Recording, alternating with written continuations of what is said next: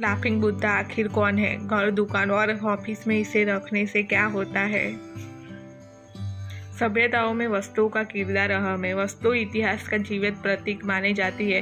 भारतीय संस्कृति में जितना महत्वपूर्ण वास्तुशास्त्र को माना जाता है, उतना ही महत्वपूर्ण चीनी सभ्यता में फेंग शुई को माना जाता है। आजकल भारत में भी फेंग शुई से जुड़ी चीज़ें मिलने लगी है और बहुत से लोगों का उसमें विश्वास भी है।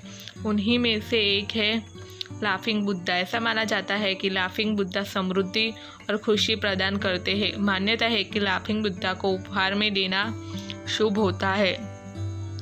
चीनी मान्यताओं के अनुसार महात्मा बुद्ध के कई शिष्यों में से एक थे जापान के होतेई।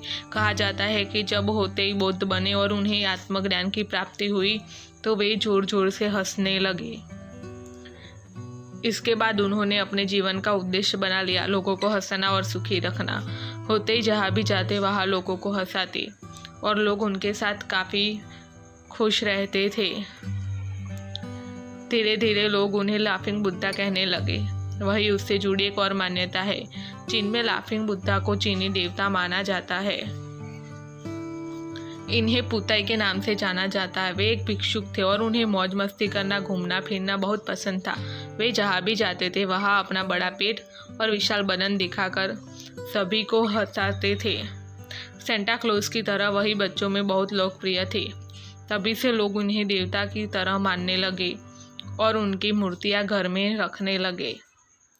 हमारे देश में भी लाफिंग बुद्धा को लेकर एक मान्यता है कि लाफिंग बुद्धा को खुद के लिए नहीं खरीदा जाता, बल्कि उनको किसी और को तोहफे के रूप में दिया जाता है।